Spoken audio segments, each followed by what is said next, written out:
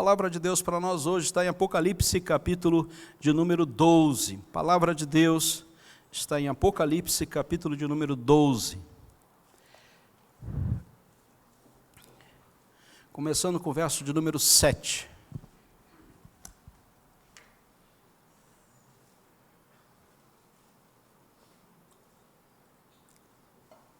A palavra de Deus para nós está em Apocalipse, capítulo 12, iniciando a leitura com versos 7 e seguintes. Apocalipse, capítulo 12, verso 7. Houve peleja no céu, Miguel e os seus anjos pelejaram contra o dragão. Também pelejaram o dragão e os seus anjos. Todavia não prevaleceram, nem mais se achou no céu lugar deles. E foi expulso o grande dragão, a antiga serpente que se chama Diabo e Satanás, o sedutor de todo mundo, sim, foi atirado para a terra, e com ele os seus anjos. Então ouvi grande voz vindo do céu proclamando: agora veio a salvação, o poder, o reino do nosso Deus e a autoridade do seu Cristo, pois foi expulso o acusador de muitos irmãos, o mesmo que acusa de dia e de noite diante do nosso Deus. Eles, pois, venceram por causa do sangue do Cordeiro e por causa da palavra de testemunho que deram, e mesmo em face à morte não amaram a própria vida. Por isso festejai, ó céus, e vós os que nele habitais. Ai da terra e do mar, pois o diabo desceu até vós, cheio de grande cólera, sabendo que pouco tempo lhe resta. Senhor Deus, obrigado pela tua palavra, obrigado pela mesa que está diante de nós, mesa da comunhão contigo e com a igreja. Obrigado, Senhor Deus, por data tão especial e singular para nós, povo do seu rebanho. Obrigado, Senhor Deus, porque nessa caminhada o Senhor nos dá esta possibilidade de sermos fortalecidos na fé e caminharmos em vitória até chegar naquele grande dia. Encomendamos a tua palavra aos corações. Fala conosco, precisamos de ti, hoje e sempre. Amém. Vencer pela fé em Cristo Jesus, irmãos, esta é a máxima de uma caminhada cristã evangélica. Todos nós temos muitas batalhas, muitas lutas para enfrentar. E essas batalhas e lutas que temos para enfrentar no mundo presente são vencidas pela fé em Cristo Jesus. Essa fé não é uma produção humana, como muitas teologias gostam de dizer. Essa fé é um presente de Deus. Essa fé é dada por Deus. É graciosamente enviada até nós. A nossa capacidade de crer, sentir e fazer, de acordo com a vontade de Deus, é presente de Deus. Nenhum de nós produz fé. A produção é divina, é recurso do céu para nós caminharmos. Portanto, vencer as lutas da vida é pela fé em Cristo Jesus, o nosso Senhor e o nosso Salvador. Eles, pois, venceram. Eles quem? Aqueles que estão arrolados como eleitos, o rol da igreja. Eles, pois, venceram por causa do sangue do Cordeiro. Então, uma referência primaz na pessoa e na obra de Cristo. E por causa da palavra de testemunho que deram, eles cumpriram a sua missão, eles proclamaram o Evangelho, eles fizeram aquilo que eles precisavam fazer, dentro da grande vontade de Deus, talvez para uma pessoa, talvez para milhares, mas fizeram exatamente aquilo que Deus esperava de cada um deles. E mesmo em face à morte, não amaram a própria vida. Eles tinham certeza absoluta de que a vida terrena era algo muito pequeno diante da vida eterna. Eles tiveram a dimensão daquilo que Deus fez para a eternidade e não só para a temporariedade dali, aquele momento ali, que eles tinham para existir. Queridos, a ceia do Senhor é um memorial vivo da vitória em Cristo Jesus.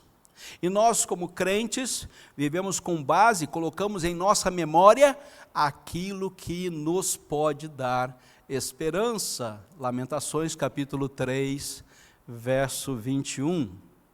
O pão e o cálice apontam para o sacrifício redentor do Cordeiro de Deus que tirou o pecado do mundo.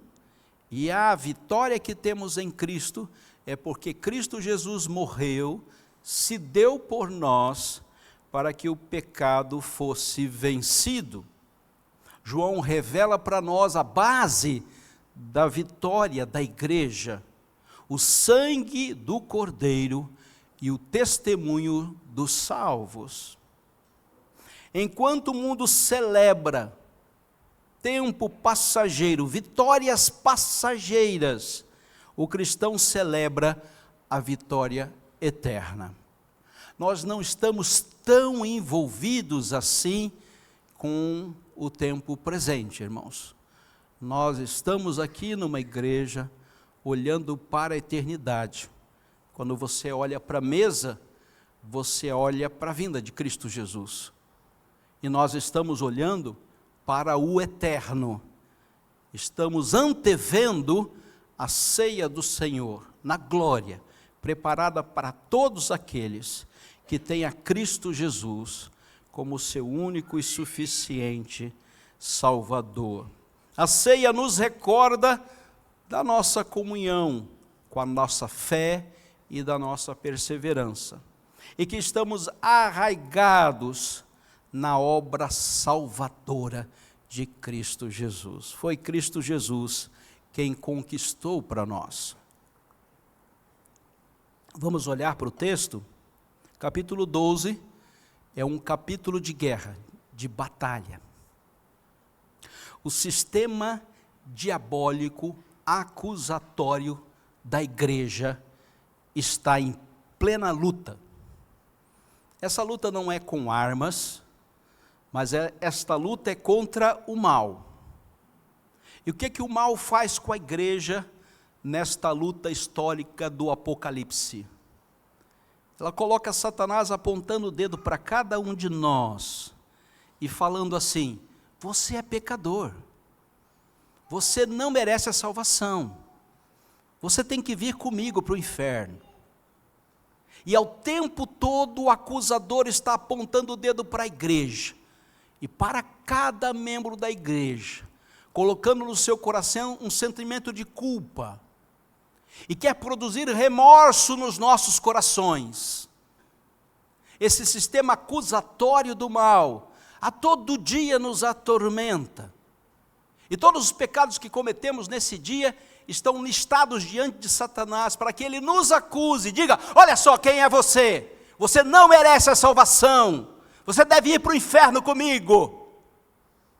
E a nossa mente se envolve com esta informação, e o dia inteiro nós estamos batalhando, e batalhando, e batalhando, para confiar no Evangelho, na boa nova de salvação em Cristo Jesus. Satanás não tem que acusar ninguém que não está em Cristo, porque esses já são dele. Ele precisa acusar você, que é um servo do Senhor Jesus Cristo, que foi lavado no sangue de Cristo, perdoado por Cristo, e trazido na presença de Deus. Miserável homem que você é, você não merece estar na glória. Essa é a grande luta que temos, e Apocalipse coloca isso para nós. A mulher revela aqui o povo de Deus, o dragão revela aqui o próprio Satanás. O dragão tenta destruir o filho e a igreja, mas diz a palavra de Deus que ele é derrotado, ele já perdeu, ele não tem mais autoridade, não há mais recurso para o mal, para tirar você da graça. Essa é uma visão simbólica da luta espiritual que todos nós enfrentamos todos os dias, entre o reino de Deus e o império das trevas.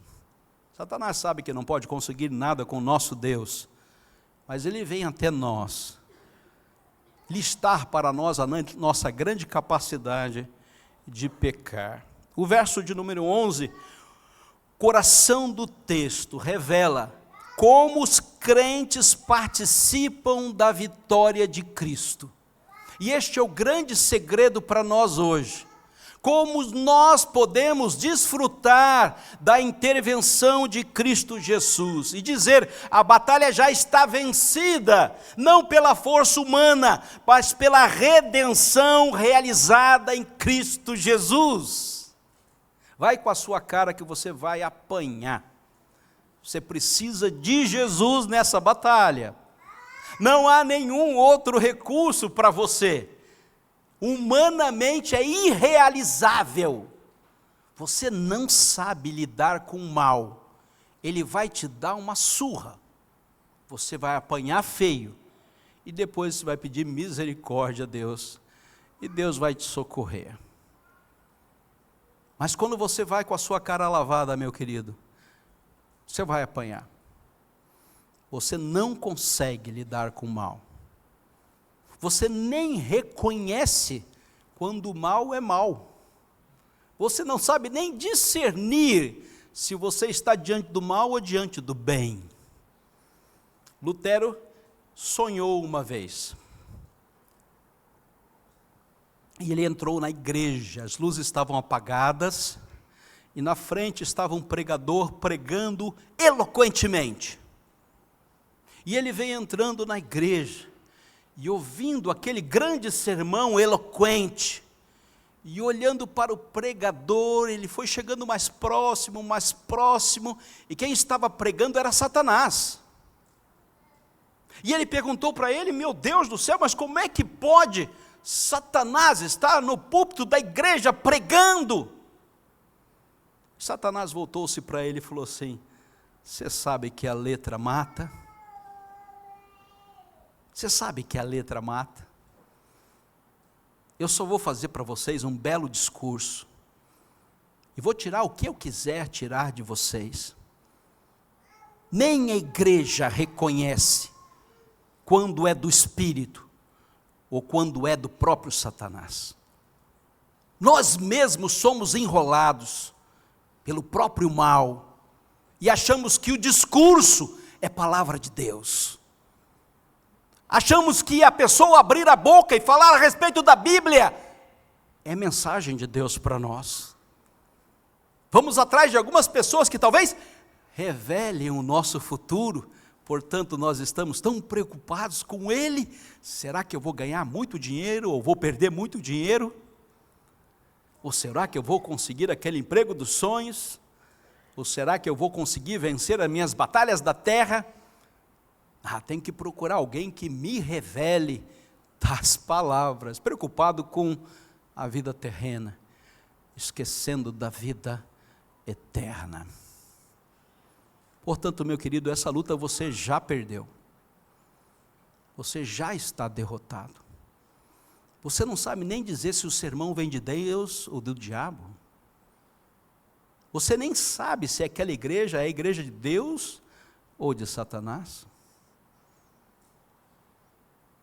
Pois eles venceram com certeza a batalha dos tempos eternos. Essa é uma soteriologia, um pensamento das coisas finais na graça do Senhor. Eles venceram porque, verso de número 10, os eleitos não são enganados por Satanás.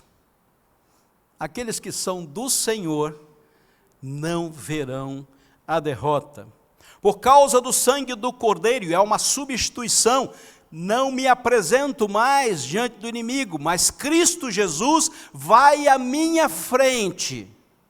Não é porque eu sou bonzão não, querido, é porque Cristo Jesus tomou o meu lugar. Ele disse, não, essa briga aí é minha, não é sua. fomos substituídos, saímos de cena e assistimos aquilo que Jesus Cristo fará, por causa da palavra de testemunho que deram. Portanto, queridos, nós seremos perseguidos, porque nós temos o Evangelho em nossos lábios.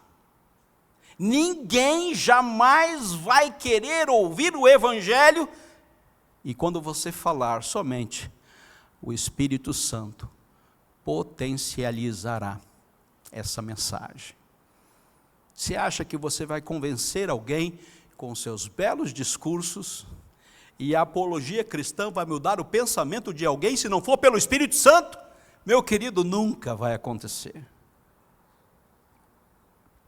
Por melhor que seja o discurso, ninguém se convence por conversa. Todos se convencem, porque o Espírito Santo faz a sua obra. Mas nós não temos medo de proclamar. Nós vamos cumprir a nossa missão.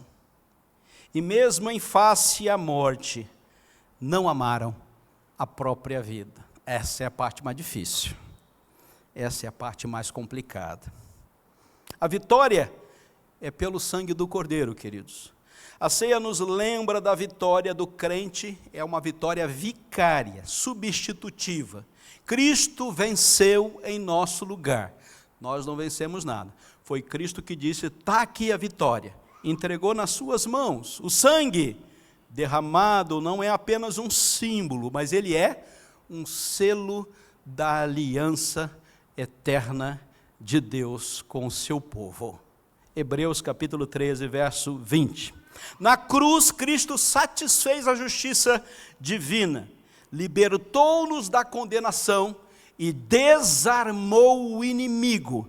Nada mais pode contra nós. Toda autoridade me foi dada no céu e da terra, de Jesus Cristo, no momento em que Ele está se encaminhando para a ascensão. Portanto, a teologia reformada está diretamente ligada à doutrina da expiação substitutiva e limitada. Cristo morreu eficazmente pelo seu povo, e esse povo é um povo escolhido por Ele, para viver plenamente a redenção no seu nome. Meu querido, você conhece a Cristo Jesus como o único suficiente e salvador da sua vida? Pois bem, você está rolado nesse rol de membros da expiação de Cristo Jesus. Ele não morreu por mais ninguém, somente por aqueles que foram buscados pelo sangue de Cristo, no seu Espírito, para estar aqui hoje. Portanto, quando participamos da ceia, reconhecemos a nossa vitória, não está nos nossos sentimentos e nas nossas obras, mas no sangue que foi derramado por nós.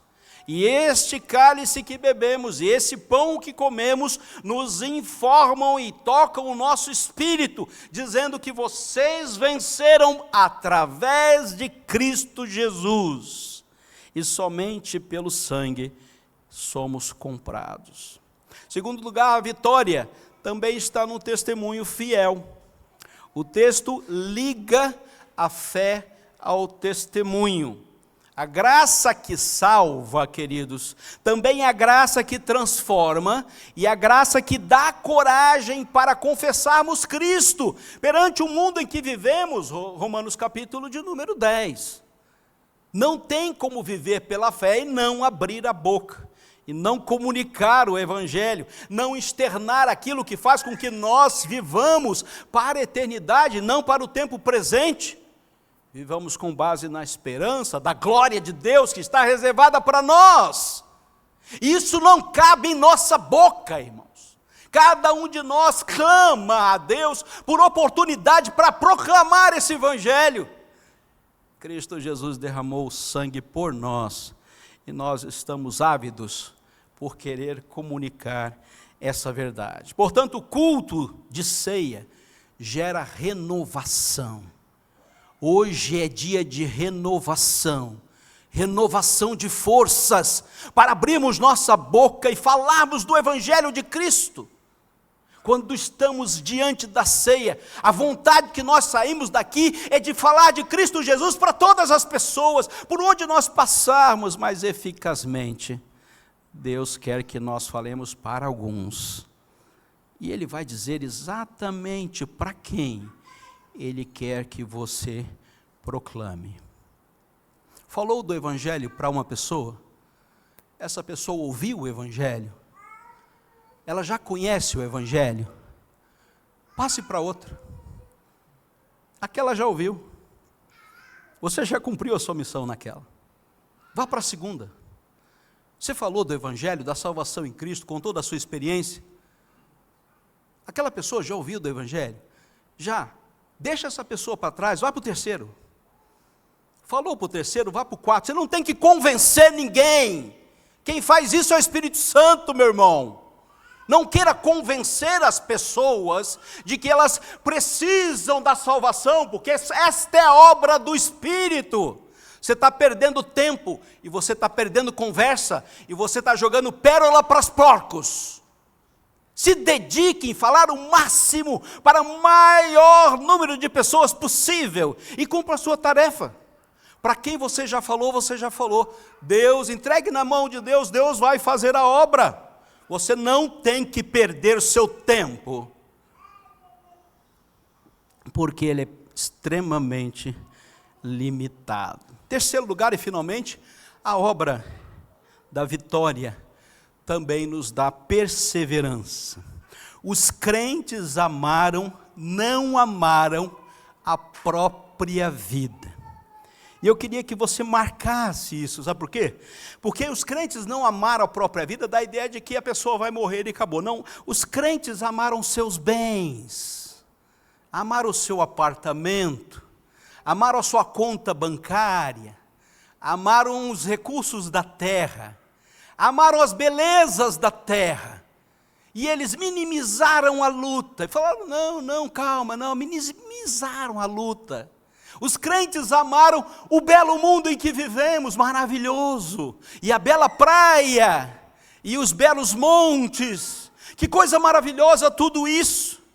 Amar a própria vida é amar aqueles recursos que Deus nos dá para desfrutarmos nessa terra, e as primeiras coisas hão de passar, sabiam disso? Apocalipse capítulo 21, não vai ficar pedra sobre pedra, vai acabar tudo. Não teremos mais esse acesso a esse mundo tão maravilhoso e tão apaixonante. Mas eles entenderam que a vida verdadeira é aquela que está escondida em Cristo, e somente em Cristo. Cuidado, meu querido, com que você se apaixona nesse mundo. E até a própria igreja pode ser uma maldição para você, porque esse tempo da igreja vai passar. Não se apaixone pela igreja, não. Se apaixone por Cristo. Fique com Cristo e olhe para Cristo. É Ele quem vai levar a sua vida para a eternidade. Não será as instituições religiosas. E nenhum discurso dessa terra vai te levar para a glória. Somente, unicamente, Jesus. Termino. A ceia do Senhor é um memorial de vitória, queridos. Nós estamos diante da vitória de Cristo Jesus. Nós somos lavados, justificados, chamados para testemunhar até o fim, até o último dia da minha vida, proclamar o Evangelho com perseverança. Vencemos pelo sangue do Cordeiro, pelo poder do testemunho e pela graça que nos faz perseverar. Ninguém persevera na carne, irmão. Todos nós perseveramos no Espírito. E somente o Espírito de Deus conduz a vida de cada um de nós. Ao que vencer, dar-lhe-ei, que se sente comigo no meu trono, assim como também eu venci. É para você, meu irmão, é para nós, igreja, é para todos que um dia receberam, pela graça, a salvação eterna em Jesus Cristo, nosso Salvador. Aleluia. Deus abençoe a sua palavra, irmãos.